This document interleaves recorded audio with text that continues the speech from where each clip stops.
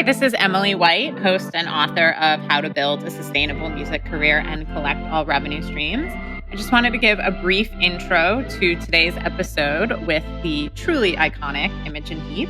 I had the absolute honor of tour managing Imogen a long time ago, back in 2006. I think I talk about that in this book. I can't remember if it's this book or the previous book, to be honest. But yeah, unfortunately, it was under sad circumstances. Imogen's tour manager had a death in the family and had to leave the tour unexpectedly. And the travel agency who had booked the travel for the tour was the same company as the management company I worked at. And the travel agency came up to my desk one day and explained what happened and recommended me. And I had an awesome boss named MI.MU who was like, I think that would be an amazing experience for you. You should do it. So I just had such a phenomenal time on that tour. Zoe Keating was opening. It was Imogen, Zoe, and I, and a sound person named James. So just 4 people on a massive tour bus. I know she did Sundance. She did Carson Daly. In fact, the tour was going well enough that Kumar, her regular tour manager, was able to stay with his family longer. So I was out with them for a while, and I've just had the privilege of knowing Imogen ever since and watching her career blossom. So I initially was going to interview someone for each chapter that I thought was the right fit. I thought it would be really cool to interview Imogen for Chapter 4, How to Record With or Without a Budget. She's the first woman to ever win the Best Engineered Album at the Grammys. She engineered her own album. But then I'm like, that's ridiculous. Why am I limiting it, to one chapter with Imogen? So kind of similar to the Zoe Forward conversation. I went through each chapter with Imogen and caught up. So we hope you enjoy it. So I just said this, but enjoy Imogen Heap on how to build a sustainable music career and collect all revenue streams. And definitely check out her amazing Creative Passport, which is taking artist sustainability to the next level and beyond. So once again, enjoy. Thank you. Hello. How are you? Hello, good. How are you? Good. Thank you so much for doing this. Welcome to How to Build a Sustainable Music Career and Collect All Revenue Streams. I'm your host, author Emily White, and I'm so thrilled and excited to introduce today's guest, Imogen Heap. Welcome, Imogen. Hello. Lovely to speak to you, Emily. Yes. So as the listeners know, I've had a guest on for each chapter, and initially I was thinking it would be great to have you on for the recording chapter, but then I was like, why wouldn't I just talk to you about the entire book through the lens of your career? So that's what we're going to do today. Very cool. So first up, how has 2020 been for you in any way? Professionally, pandemic, all that. I don't even know how to answer that. It's been intense, amazing, eye-opening, terrifying, tiring, relaxing. It's just been so up and down. But loads of new projects have been started through it out of desperation, really, but also just out of having the space, I suppose, sometimes in the beginning of the lockdown where things just literally stopped, to be able to imagine what might come out of that. So started a few projects. One is an AI project called Augmented Imogen, where I sit in a chair and I answer a bag of questions from my fans, and that feeds into an AI self. Another one is a content site that we're about to launch at the end of this year called Hab Lab TV, which is kind of inviting artists and services to share what's good and bad about the industry through interviews and performances. And I also got involved in an app, my app, ImogenHeap.app. So I've started to talk much, much more frequently with my fans. And as a result of that, ended up finishing a song, an actual piece of music, which might be like, but that's what you do, but it's not really what I do anymore. So I'm very happy, and it's called The Last Night of an Empire, and I love it, and it's going to come out very soon. Amazing. Yeah. Wow. Well, I'm not surprised by everything that you're doing. And I can't wait to hear that new song, which is a perfect segue into chapter one, as I mentioned when we were speaking earlier, is called Get Your Art Together. Mhm. And what I mean by that is I do feel that anyone can have a sustainable music career in the modern era, but the art has to be amazing. Mhm. So, I hear from artists all the time, I'm sure you do too, sending me their music saying, I want to get your feedback, or, at conferences or via email too, people say, oh, check this out, but I need to work on my vocals, or I need a new drummer. And I just feel like sometimes people are skipping steps to kind of promotion and release. So my question is, which it sounds like you're very mindful of, how do you know when you're ripe and ready to record versus has it ever felt forced? And what do you do in that scenario? How do you know when you're ready to start creating music? Oh dear. I mean, I don't really know. When I'm ready, I don't really have a choice these days. I have a child, she's 6, she's great, but there's limited time there, in between school hours and the occasional night where, Mike takes her. Um, it's really about the fact that I have this window of time and therefore I have to create the work. Whereas before I had a very different state of affairs. I had eons of time to do whatever I wanted, whenever I wanted it. Money, as long as you had money to live, then you could choose how you wanted to do your projects and when you wanted to do stuff. But with this little person in my life, everything is very different. But actually, what it's done is it's kind of really, really focused me to the point where I have bits of ideas that I sing into my phone, or I use this app called Endless to throw down ideas. It's a really cool app. You should talk about that maybe later. Um, and within that, I have these little nuggets of ideas. I also did about 3 months of every week. I did a live improvisation to raise money for the Creative Passport, this identity solution that we're creating for music makers that's launching on my birthday on the 9th of December. Anyway, in that time, this is the thing. Okay, so basically, it comes down to a little nugget, doesn't it? It comes down to whether it's a lyric or a little melody or some kind of cool beat that you've made or something somebody said, and it's like, oh, that's caught my imagination. So because I couldn't sit down and finish a record, that was beyond my wildest dreams at the time, especially in lockdown with Scout 24/7. I sat at the piano where I'm actually at now. So here I am playing the piano. I had a computer on the side here, and any fans could just tune in every Tuesday and hear me improvise. And the point was for me to just get back in touch, kind of like how meditation can be, but just to kind of get into that flow and be present and just be in the moment and do what I love. And I just stopped doing that since I was a child. So I've rekindled that relationship with improvisation, and I did it through the eyes of the fans.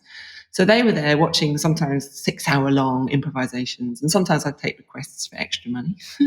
And then I would come up with these ideas, and then fans would be chatting on YouTube going, oh my God, I love this bit. This is amazing. Please turn this into a song. So I started to say, okay, you keep a track of the bits that you like and I will make songs out of them, the ones that I like. So we witnessed a lot of moments that are going to one day turn into songs. And one of them I started and ended up being called The Last Night of an Empire. So it can come from the tiniest thing. And I suppose what helps you finish that is to do with circumstance, is to do with what's going on in the world, what's going on with you at home, and the combination of that and having time to finish it. So it seems to be that for me. It's not I don't really have a formula. I don't really have a set time that I do things. Actually, I do every Tuesday and Thursday. um, but other than that, it's just kind of desperately whenever I can, really. But as a result of having no time, I found my production in this recent song, which wasn't connected to a brand, which often my songs are because they pay money up front, so I go in and make a record. And I love those limitations that I get from commercial relationships, whether it's IBM or Sennheiser or Dolby or some other tech company that I seem to attract.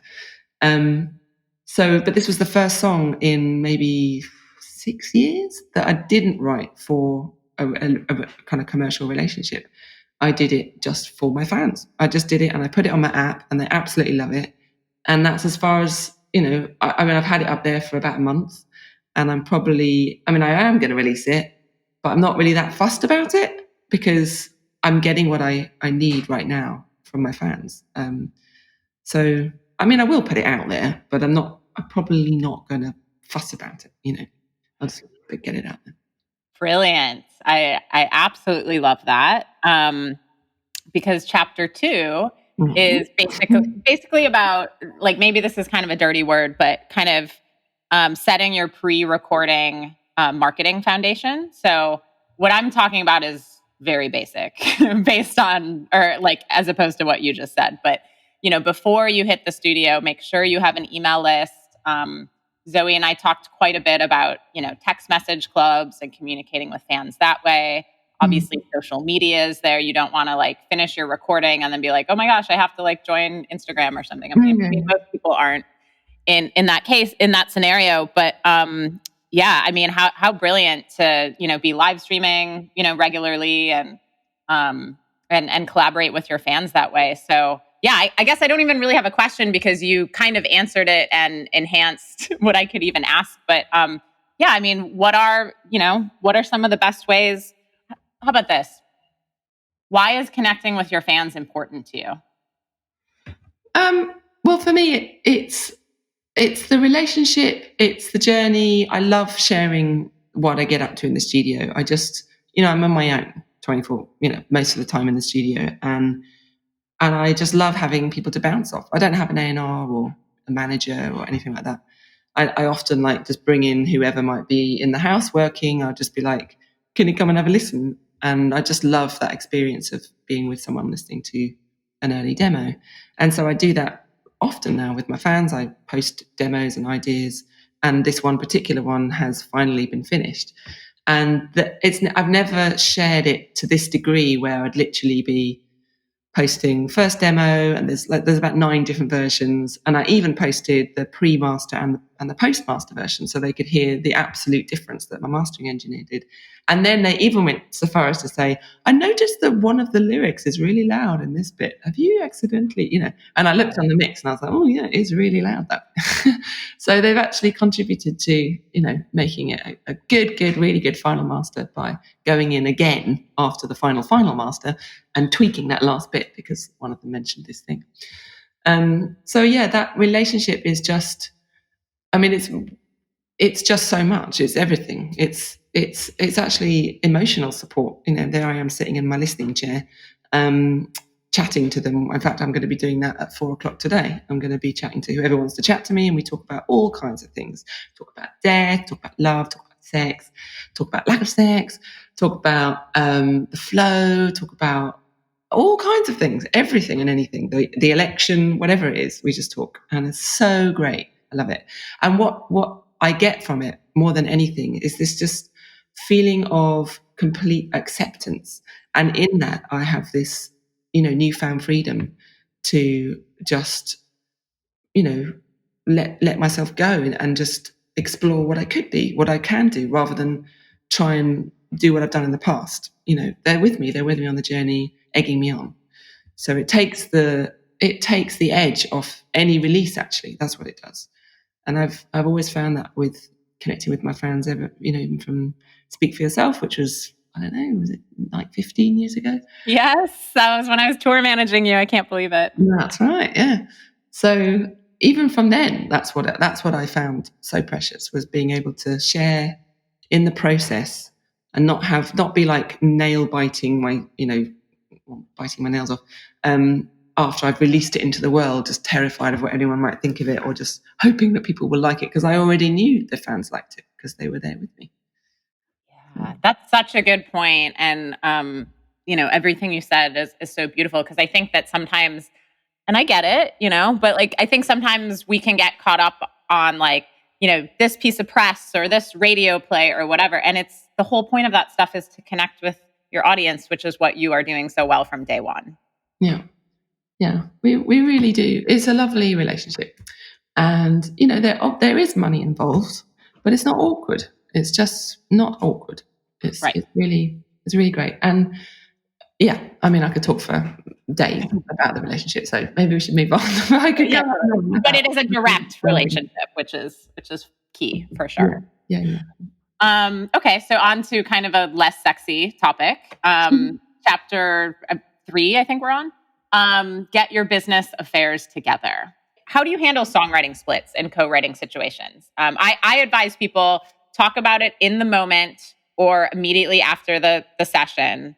I've just seen, unfortunately, too many scenarios of 6 months later, a producer is like, "Oh, I wrote on this." So how do you handle songwriting splits with co-writers?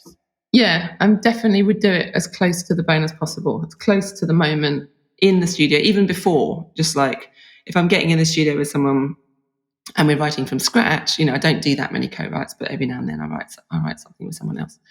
And we just agree flat out, it's just 50-50. That's just it. There's no point faffing around and nitpicking, and it's just 50-50. That's just it. Having said that, with Frou Frou, Guy did write more than I, because he had a lot more songs in advance and he was going to be working with other artists, and then we ended up being a band. So the splits are different on every song on the Frou Frou album. But if I've got into a studio, like I said, which is very rarely, but I am starting to do it at the moment, and I don't think he would mind if I shared this. There's an artist called Richard Devine, and he's this like sonic wizard. I love his sound. He's been in so many creating sounds within VSTs, like plugins. So I've recognised his name for years. But he releases his own music, and he just released this album called Sort SORT, and then backspace Lave LAVE. I think that's what it is. Nice. Anyway, it's just brilliant. It's so brilliant. It's like noise art. I love it. So I was listening to that walking down the canal in London one day, and I was like, this music is awesome. I can't finish music on my own. I mean, I have just done it, but it literally took every single second and many, at least 6 days, not in a row, where I would do all the night through and all the next day. So I'd be like, get in the studio at 10 o'clock, work all through the night, and then finish at 2 o'clock in the afternoon so I can make it for pickup for Scout in the afternoon. And I've done so many of those, but I can't continue to do that. It's ridiculous. So I do need help now. Life is different. So with Richard, I've just sent him an email saying, look, I love your music. I've written some ideas in these improvisation sessions, and we've chosen a few, me and the fans chose a few, and here's some stuff. And I've sent it to him, and I said, look, if you want to work on anything, can we just agree it's 50-50? Because then it just gives us the freedom to do whatever.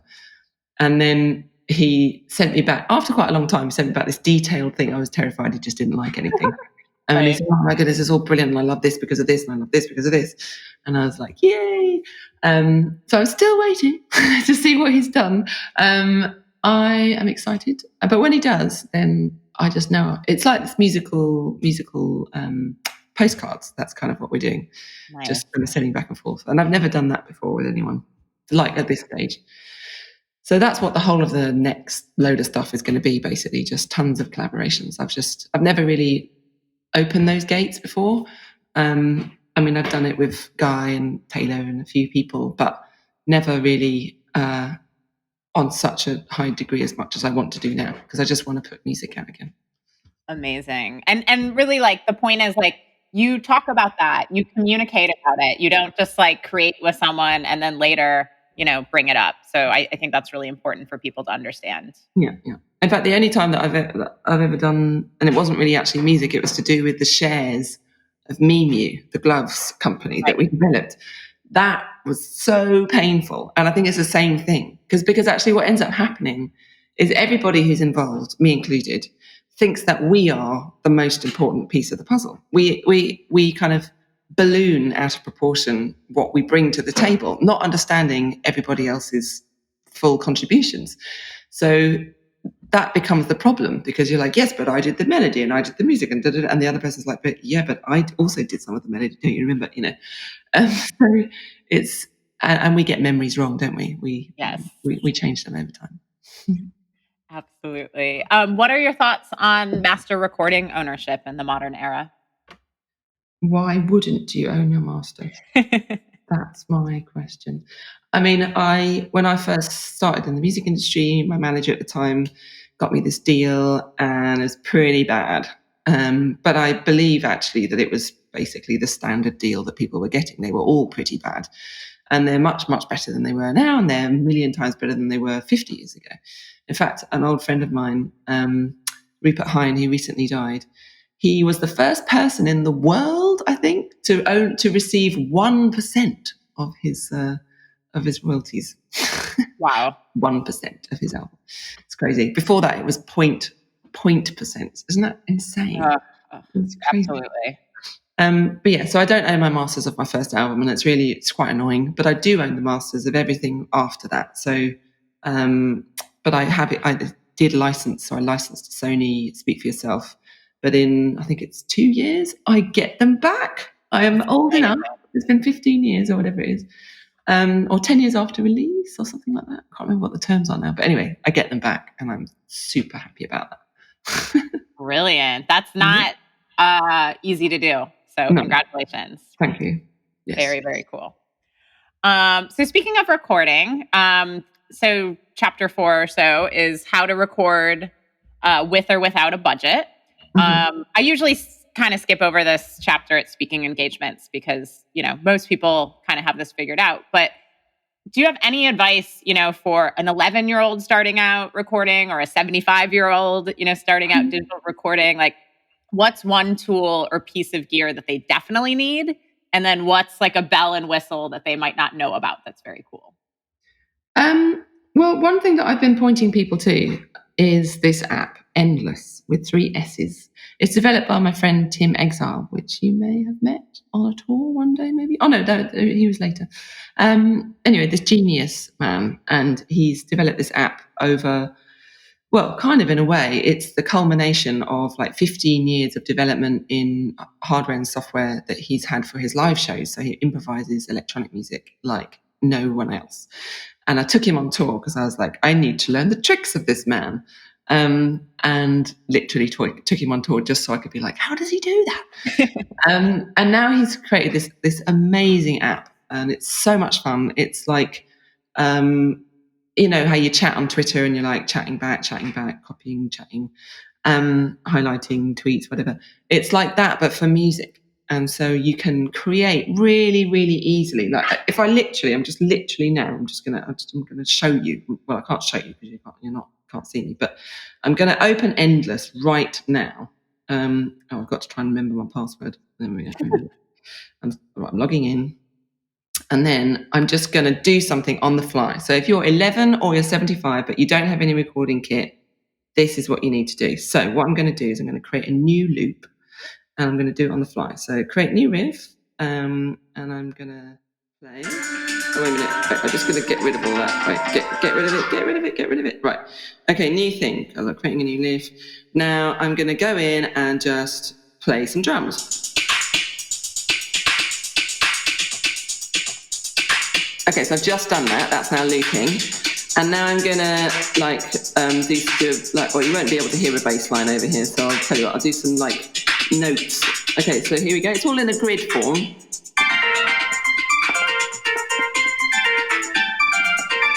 Okay, that's really probably not the best example of what you could do on this. Okay, so now I'm going to add some effects to that. So I'm going to take that and I'm going to add some reverb on it. Okay. And then I'm going to do this thing called smudge.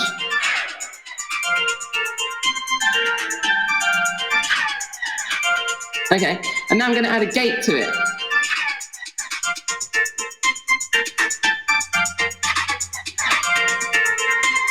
Okay, I want a faster gate. Oh, I need to set, anyway, so there we go. There's an example of something really fun that you can do super quick, and you can either play it on your own, like I just did then, and you can record vocals in, and you can add harmonies, and it's all loop-based, but you can also jam with other people, and that is where the super fun thing happens. So I've got an app, I've got a channel that I play with my heapsters, which are that's what my fans, they call themselves, the heapsters. So we have an Endless channel on with the heapsters, and so every now and then I chime in and I'll be like, woo, sing something or play the piano over the top of whatever they've done, and then I'll disappear for like a week, and then I'll come back in. And it's just so fun. So that's the thing. That is the new awesome thing. It's like bringing music back to how it should be, which is a social interaction. It's not about somebody being up there on a stage and everybody else is not a musician. We're all musicians. We're all, from day dot, we are listening to the heartbeat of our mum. We are these rhythmic musical creatures. But because of the recording industry, we decide that we are not, that other people, that those people are musical and we are not. But actually, we're all musical. So that's what I would suggest. Sign up to Endless. Amazing. Thank you for that. Love it. So this is a very recording industry question, but what did it mean, to you to become the first woman to win Best Engineered Album, of your own album at the Grammys? Yeah, it was a huge deal. A huge deal. Yes, it did change. It changed a lot for me. First of all, the immediate thing that happened was that I was not asked. The first question wouldn't be, "So Imogen, when did you start singing?" It'd be like, "So Imogen, I hear you engineer your own album. Like, what does that mean? I don't understand." And I'd be like, "Great, this is what I want to talk about." Yeah. So I feel like talking about, kit that I love, or when I'd be recording, or how I would record, or talk about musical instruments that I play or plugins that I like. And it was just so much more interesting for me to do an interview after that. And as a result of kind of having the engineer stamp, even though it's not like scientific engineering, but by having something that's quite kind of techie, it opened up the door to this great kind of relationship I've had with so many different tech services, tech companies, audio companies, because it's like it's given me a license to go, I know what I'm talking about, or to develop the gloves, to have other people take me seriously because I've won a Grammy. Well, first of all, won a Grammy like that. Then, like literally, countries open their doors to you if you have a Grammy. They get that you get visas easier. You get into all kinds of things easier if you say you've done a Grammy. It's just world recognized stamp of approval. But the engineering thing just hugely shifted my opportunities. It just brought so much opportunity, money in by having that relationship to the tech. Yeah, it was really life-changing. That's so interesting about the tech element, because I've always I've always associated you kind of with tech and the tech industry, certainly before that Grammy win. And like you said, it's not like it's not a computer engineering award. So that's interesting, but that's fascinating. I'm thrilled for you that it opened all those doors. Very, very cool. Yeah, thank you. Okay, so I'd love to hear any thoughts that you're willing to share on your music publishing strategy. You've definitely been innovative in that area, and also sync has been a huge part of your career from day one. So anything you want to speak on music publishing and sync?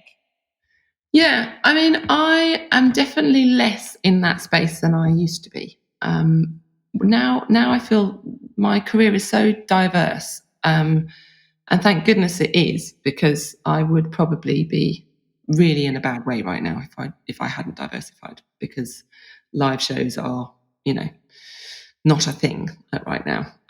So the fact that I have these relationships with companies and that I am recognized as being able to do other things or do a show with my gloves virtually, and because of the tech side, again, it's kind of different from other things.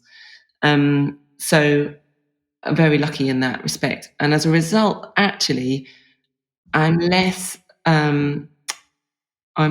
precious actually about how I publish things, because it just doesn't bring in the money, unless you're somebody hugely famous.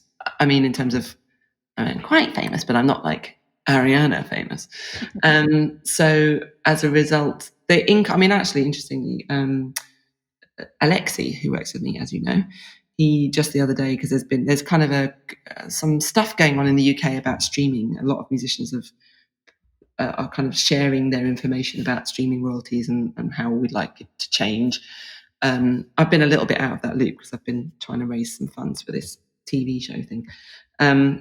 But anyway, so Alexi has just done a quick, and Zoe is the person to talk to about, which because she shares a lot of her information about streaming royalties. So it's tiny, basically, essentially. It's a tiny, tiny amount in relation to everything else. So I have less. I'm less.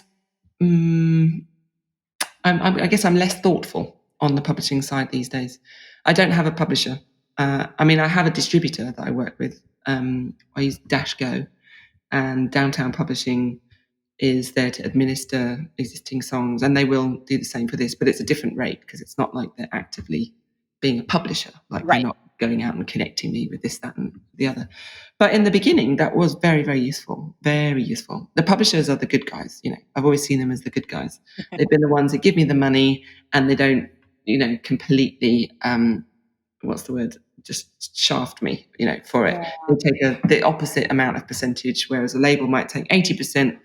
The publisher might take 20%. So it's always a better business to get into is the songwriting business, for sure. You don't have hardly any costs, much better deals.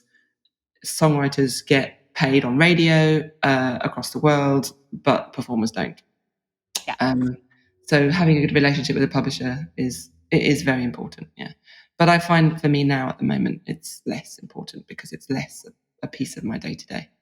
Right. Amazing.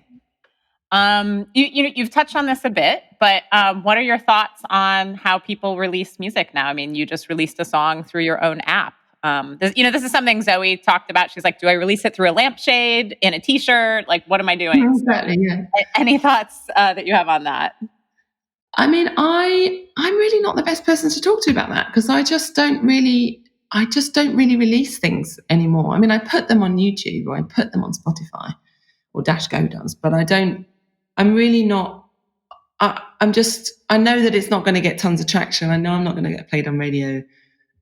It's unless you're like a massive superstar, it just really doesn't contribute that much to do that. So release for me is always kind of related to other things. Like, for example, I haven't officially released this song. It's kind of on my app. My fans can listen to it and they're loving it and that's great. But what I might use it for is not to release it to earn money from it, but to highlight other projects for me that I have put a lot of money into that actually aren't for profit either. Where am I earning my money from, you might ask? Well, I was earning it from Harry Potter, the play, but now it's not there. So I've literally just got a bounce back loan like everyone else in the UK as a company to kind of tide me over until one hopeful day where where that money will come back into play. Releasing. It's different every time because there's such huge gaps for me in between. Like I released a song called The Happy Song. That was one I released about 3 years ago, and it's doing all right. It's actually my biggest earner in terms of songs, bizarrely, because I own the master. I released it by myself, and it is a hit if you are under 2 or you are a parent of somebody who's under 2, because it is a song that makes babies happier. It actually does that scientifically. And that song has been a great success. So that song in itself is kind of bringing in more royalties than all the others combined of any that are related to past labels because of the deal, structures. So, but that's just because I got lucky, in relative terms, my general releases are, literally pennies. So it's not really about the song. It's not about the fact that it's on streaming services. It's what's around it. And for that one, what was around it was the fact that it was a scientific project with Goldsmiths University and C&G Baby Club. And they did a making of documentary and they did some, a cool video. Well, it wasn't that cool, but a video with a ton of babies getting excited about it. And they've had like New York Times written about it saying, this really helped me and my son, and loads of people have just found it really effective. So it's these outsiders. That is the thing. I think every artist would agree. Well, unless you are in that commercial thin line, 0.1% or whatever, where it is really about writing a hit song, getting on the radio, massive amounts of promotion, you tour. It's like huge. But for everyone else, it's not about that. It's about a combination of kind of happy accidents that you have to propagate the possibility for. So with a happy song, it would seem ridiculous. Like, why would you write a song for under twos? But actually at the time, it just made sense to me because I have a daughter. She was 2 at the time. I thought, great, I'll get to make a song with her and it'll be fun. And, and they'll understand that I can't work like a dog because I have my daughter. And they paid me good money as well. They paid me a lot for the fee to do it. So yeah, it's I suppose what I'm saying is the release is, for me, almost, because the songs don't reach, massive audiences, it's more about the relationship with a brand that I would like to develop something with and they want to highlight, and then I write for that, but also it's massively for me too, or a project, and then I release it with that project. So what's coming up on the 9th of December is the launch of this thing called the Creative Passport. And we believe, after many, many years of touring and doing hundreds of workshops with music makers all over the world and services, that this is going to be a turning point in the industry for musicians, whereby giving us a data point, an information point for machine or human to find out about you and to help you log into all the millions of different services and ultimately in time help create a better payment flow by being able to go in and author information that's correct around songs, and all kinds of other things on top of that I believe in, but that's a whole nother conversation. So anyway, the point of this song now, I realise, is, I want to give it to the fans. That's the only reason I did it. And but now it's kind of come at a time where I've got this Creative Passport release. So I'm like, well, that's a perfect example. Okay, so I am going to put a little bit of promo behind it because I want to talk about the Creative Passport and I want to talk about this Hab Lab, this TV thing that I'm making, and I want to talk about this song because it's quite topical. If you know, the election just happened, and it's called "The Last Night of an Empire." So it's a combination. It's very complicated. Sorry, what I just said, but essentially, it's not just about putting it out on the services. It is the combined effect of kind of, to the outside world, seemingly disconnected things, but for a music maker, we have so many different strands to what we do. And it's about how we bring them together across all angles. Maybe it's a brand relationship. Maybe it's a TV show that you got in. Maybe it's some music lessons that you're doing online. Whatever it is, it's like in combination with the song, because the song itself, unless you get a massive runaway hit, is just not going to pay the bills. Brilliant. And I don't think the happy song was lucky. I think it's about being true to yourself and true to your art. And, that's something that resonated with people. Yeah. So I had a couple questions that you kind of covered. I was going to ask, what marketing means to you. You touched on that really without even realizing it, probably. You touched on, how you're doing without touring in a live streaming pandemic world. But, chapter 9 is on merch. Do you have any thoughts on merch? Oh, I'm really terrible at merch. Really, really terrible. What I want to sell at the end of my shows are my gloves. And I want to sell MI.MU gloves, but they're like, couple of grand. So most people don't really have those in their pocket. Or I want to do custom made, like weird little versions of gloves that light up and have, but it's too expensive. T-shirts, I just find dull, boring. Yeah. I'm not somebody who's visually talented. Like, I'm not in terms of graphics and branding, and I'm just, ask me about a font I'm like, I don't know about that stuff. I've always been bad at it. And I saw somewhere, I don't know if it was on YouTube or somewhere, I just read a comment that was something like, I love all of Imogen's music, it's amazing, she's amazing, but she's really bad at album art. All of her album art's, and I was like, I kind of agree. Oh. Not that I don't want to say that, because actually one guy that really, really, Andy Kahn, he did a great job with Sparks. But I just feel like I'm really awkward about how I'm photographed and what I look like. I just don't know how to do that stuff. And I've never really felt comfortable. Like I've got to do a cover for this song, and I'm like, I don't know, help. So actually, my fans have started to Yeah. send potentials, and I'm like, I think I like that, but I don't know. Is that nice? Does anyone else like it? Yeah. So I can't remember the question that led me down artwork, but Merch. No, and I understand. I can empathize completely, but honestly, I've always thought you have amazing style, which is not exactly what you're talking about. But give yourself a little more credit. But you do have the fans as far as artwork goes, so that's great. Well, yeah. I mean, I liked a couple of t-shirts. I just don't like myself being on them. Right. I want to see my mug on a t-shirt or my mug on a mug. Yeah. Amazing. Chapter 10 or so is a revenue stream checklist. Basically, I was sick of meeting artists or working with artists, that are national acts that people have heard of, and I was finding money for them. And I'm like, okay, if this is happening to, again, artists people have heard of, what about everyone else? So I don't know if you can speak to it all, like, I assume you have an accountant or a business manager. Is that like, are you kind of aware of your revenue streams, or is it just, you rely on them? Does that make sense? Because there's obviously a lot of revenue streams in music. Yeah. There's tons. And every now and then, I mean, I hired a in-house accounts manager. She's called Jane Glover. And she's the first time I've had an accountant. I have an accountant, but my long-term accountant finally, I think, retired. So I have a kind of mixture of Jane, who's like on everything accounts, everything from the home studio. I have a residential studio. We rent out the barn for production rehearsals and for this TV show.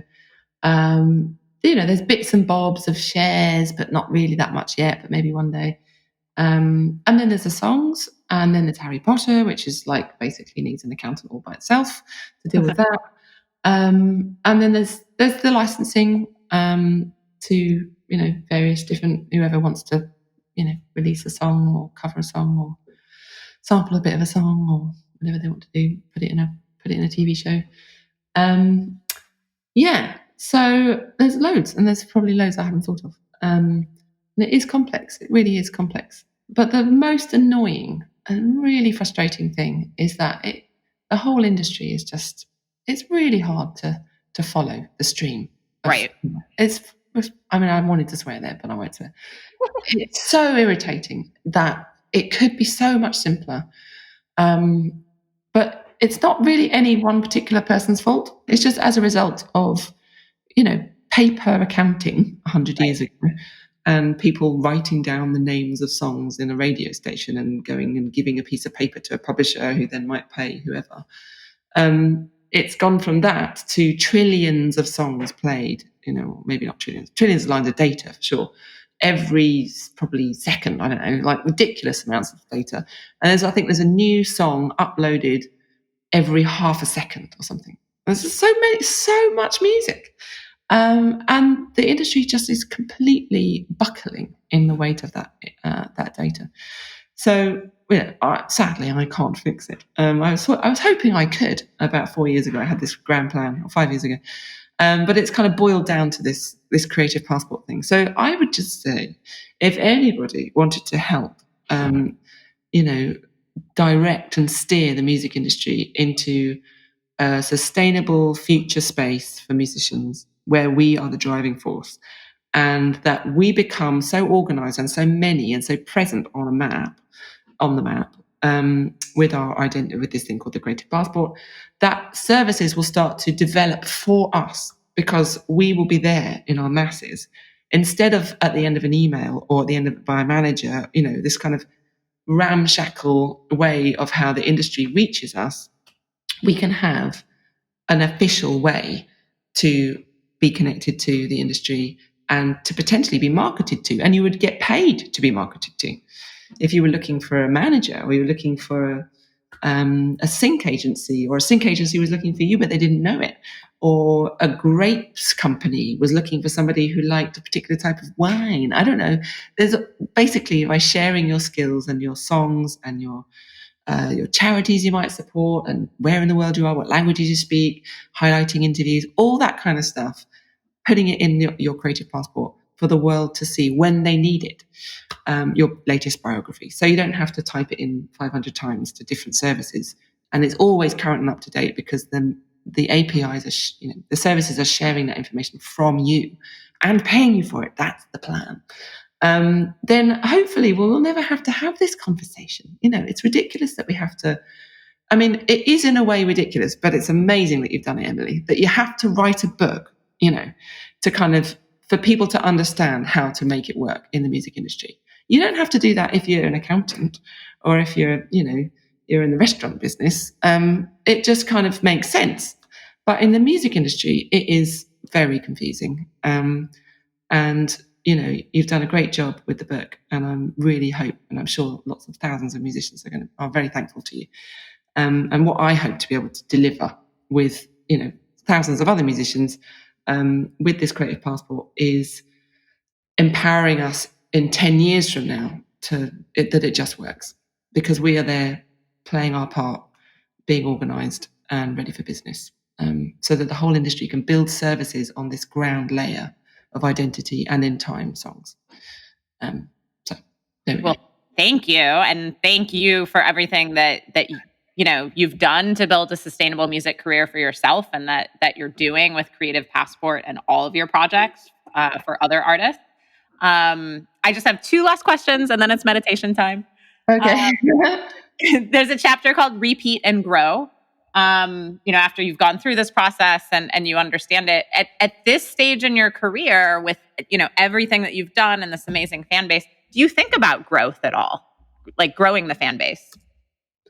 No, I don't really. Though, I'm aware that it is growing, because I could see, people pop up in the listening chair and be like, "Hey, I've only just discovered you, and now I'm talking to you. This is so cool." So it's still happening. People are still discovering stuff. But that's, a testament to things like Ariana Grande, who's got a huge, massive, millions of followers, who some of them know who I am because she covered a song and because she used the gloves on one of the tours, and she's always been a fan. So there are, people popping up, or it could be that, like recently, there's a song, I can't remember the name of the artist now, but an artist has kind of illegally sampled an entire song of ours. Frou. The song's called A New Kind of Love, which we never released, but it is on YouTube, obviously, because everything finds its way out there eventually. But we didn't put it up there. Anyway, it's there. You can go and have a listen to it. So this artist, who I can't remember the name of, has just done, sped it up, and apparently it's been used on TikTok quite a lot. And so it's got this weird life, and as a result of that, there'll be some people coming my way. So it does grow, but it more grows not by me pushing it, but by the songs and the discovery and the combinations of projects that just by working, basically, just by working and developing my projects and the interviews that I do about them, and sometimes about my songs, and this one that I'm doing with you. Maybe there'll be a few people. But it's not really about growing my audience. I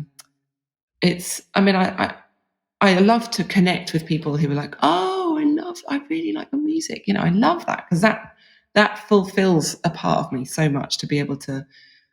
It feels like the music is every time somebody listens to it for the first time and has a connection with it, it's like that song has a new life with that person and is in its fullest state with that new person. It's like one song has millions of different relationships with different people. And each relationship and each experience of that song is the full song. So I wrote a song, but it's not complete because no one's listened to it yet. But every time somebody listens to it, then it becomes its full state. And I love that. That's what I love. And I want to grow, is that it's not about the numbers of people. It's about that it's this feeling of the song, when it connects, then it is alive again and again and again with a new person. And it's that connection that I love, that I encourage. I love that. So beautiful. Last question. The final chapter of the book is when do I need an attorney, a business manager, and or a manager, defining an artist's traditional team. Because everything we've gone through, the artists really can do themselves for the most part. So quickly, do you have an attorney? I do. I have a few different ones for different things. That makes sense. But in the beginning, the first thing that I had 25 years ago was a lawyer before even a manager, because you have to have a lawyer if you're going to sign a deal with a manager, right? To look out for you. So I took some advice from a man called Richard Stilgo when I was 16 or something. My dad, strangely, was supplying him some rocks for his garden. And being my dad, he kind of, realised Richard Stilgo is like a very famous lyricist for lots of West End shows, like I think Phantom of the Opera and things like that. Nice. So my dad was like, is it okay if I bring my daughter? Basically, so my dad brought me, this like gangly, embarrassed 16-year-old, just feeling really awkward about being anywhere with my dad. And then Richard Stilgo giving me some advice. And the advice was, get a lawyer. So I was like, thanks, I will. And I found this really great lawyer that he put me in touch with, this guy called Andy Stinson. And he was great. He was really, really great. And then the next person after him was this guy called James Sully, who's still my lawyer now in many ways. So very important. I mean, a manager had everything then was different. There wasn't this. It was very different, but it's still important to have people to look out for you and read the small print when there is small print. It's. But most of the time, things aren't really done on contract, are they? Mostly. Right. Yeah. But it is important when it is to make sure you do it right. Yeah. And then, I just wanted to rattle off team members real quick and see if you have them or not. So you have Jane, who does accounting or business management. We talked about that. Yeah. You don't have management right now, right? No. So how long have you been without a manager? I don't know, 6 years, I think. Yeah. Since I was born. Yeah. And you have your own label now, it sounds like, right? Well, I've always had my own label. Well, since I was 20 or whatever, since I was 20. It's just like a company that I put stuff out on. Yeah. It's not, I don't sign anyone else to it. Totally. And through that, you license your releases and set up, promo teams and things like that. We talked about your publishing situation. You're working with Downtown, which is fantastic. Yeah. And I assume you have some sort of merch company, even if you feel like you're not good at merch. There is a merch site. I actually can't remember what it's called. What's it called? Maybe is it Backstreet? I don't know if Backstreet used to do my merch. I actually don't know. That's how bad I am. That's okay. Merch is right at the bottom of my to-do list. Yeah, but you're essentially the CEO of it all, of everything. Yes, I am. That's how it should be. I love that. So Imogen, what other team members, do you have around you? Because, you define being a modern artist. So I'm sure it's more than just the traditional team members I listed. Yes, there are a lot of us. At the moment, I mean, Alexi was really the beginning of the avalanche of new people that were hired over the last 6 years, really, as a result of being a mum. That was the main thing. Alexi came into view about 6 years ago, and he took on the role of what a lot of stuff that Mark, my ex-manager, was doing. But he works full time, and he gets wage, and it's a different type of relationship. And he is looking at deals, and he is actioning things, and he is doing a lot of what Mark would have done. I guess the difference is that he's not a manager as such. He is very much a core member of a company. That's what I guess it is a label, but my label is basically just me, my life, my work life. So in my work life, Alexi is an incredible engineer by himself. So he helps me set up now in the studio. He uploads files and kind of helps me get my musical house in order, ready for me to update all the software, all that stuff. So he's my in-house tech, basically. But at the same time, he's a really great cook. He's done patent law. He's like super into microbiology and kind of plants, and he's vegan, and he's got this amazing garden just down the road. And he's a good friend, and there's so many things. So anyway, he's like number one, I suppose, team member. And then next after Alexei, we brought in Karen, who is she kind of became my executive PA, because Alexei just couldn't deal with all that as well. So then we brought on Karen, and then soon after that, I think we needed an online, and somebody to do all the online stuff, all the socials, all the analytics, not just for me, but for Creative Passport, for MI.MU, the glove company, and the AI project now, and a few other things. So she came on board. And then around the same time, Jane came on board, who is the accountant, which I mentioned. But then I also have a home team. So in my home studio, I have Emma, who works here. She's like a house manager, just keeping stuff, getting food ready if we have guests coming here or people to rent the studio. And then Jason, who's like on site building maintenance, who also sometimes builds sets for me. So there's a song called Tiny Human. If you look at the set of that, he built the shower head that comes from above this barn and like drains into this kind of makeshift bath thing that I sit on this chair, and Mike does the filming. He's the father of Scout, in the barn. So he did the plumbing, and so he extends into any kind of making and creating, to do shoots or TV programs or bits of sets. So he does that too. Yeah, so we've got this super, super awesome team, and we are daily in contact. And there's also kind of quite close peripheral people as well. I forgot to mention Carlotta, but so Carlotta originally was kind of doing all of we did this project a while ago that's called The Life of a Song. And if anyone's interested, you can go to thelifeofasong.org. And you can see the revenue and all the splits and whatever we were legally allowed to share and whatever we could actually muster together, because Sony is less keen on sharing information about that song. And you can see how it all got divided and what income came in over the years. And, it looks significant, but if you realise that is my most best-selling song ever, and we're only about 10% into the data that we could actually get, because there's just so much opacity in the music industry. So really that was the catalyst for the Creative Passport, was like, look how ridiculous it is, let's try and solve it, or let's help to solve it.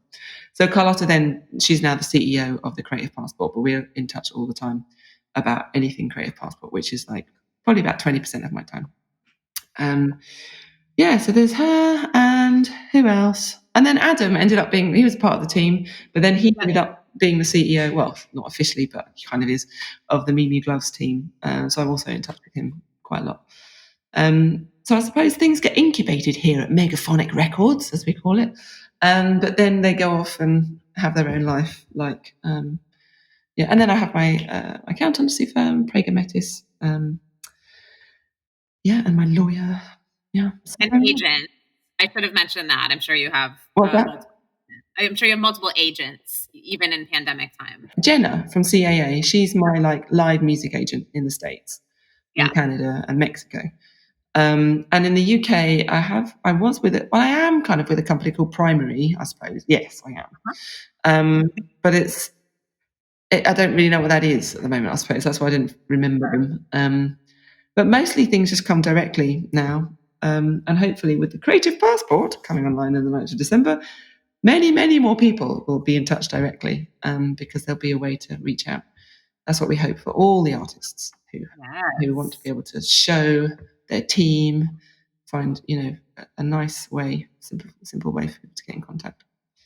Amazing. So, again, this was the last chapter of the book, like assembling the team, and people are always asking me, how do I get a manager? How do I get a label? How do I get this? How do I get that?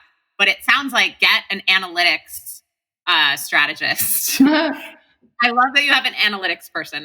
That's, in all seriousness, totally brilliant. So start there. This is my tip.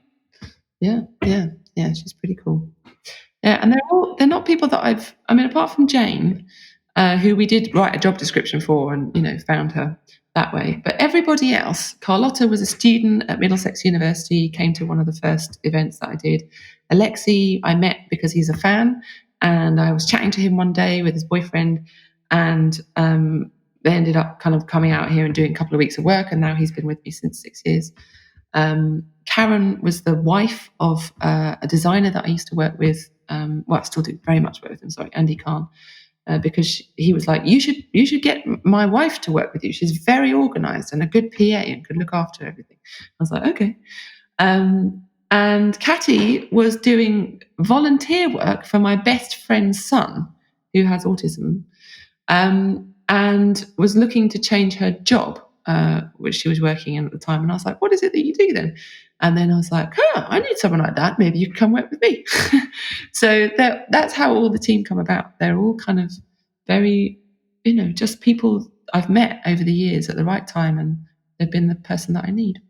They're not really, and I think that's, that is often the way. It's just, sometimes you just don't need to look that far. The right people are actually right by you quite a lot of the time. I agree. I think as humans, we fall into the grass is always greener, but what you've just described is completely organic and homegrown, and they're all helping you run and run the empire that you've, beautifully built over all these years. Yeah. Good. Well, thank you, Emily. It's good to share. Good to give them credit. Thank you, Imogen. So great to catch up, and I'm excited to spread the word on Creative Passport and all the incredible things that you're doing. Thank you. And one last thing, sorry, 20th of January, if this doesn't go out before then, we will be doing a live VR performance of the new song, Last Night of an Empire. So where you can witness in real time the official music video, which all the visuals will be generated by my gloves and by the music. So you can watch that and be there for the moment. So incredible, Imogen. Thank you. And we can't wait for all of that. Yeah. So now I'm going to let you go meditate and then go keep creating amazing art for all of us, which we're so grateful for. Thanks so much for tuning in to my interview with Imogen Heap on how to build a sustainable music career and collect all revenue streams. Massive thanks to composer Matthew Wong for composing the beautiful score for this podcast, as well as to my amazing engineer, Nathan Kane. Tune in next week where I interview Patrick Sansone of Wilco and the Autumn Defense on Chapter 4, which is Episode 7, How to Record With or Without a Budget. It's a really nice long conversation with Pat where we really dig in, and we hope to hear from you then. I'm at MWizzle on Twitter if you have questions or anything. Catch you on the next episode. Thanks again.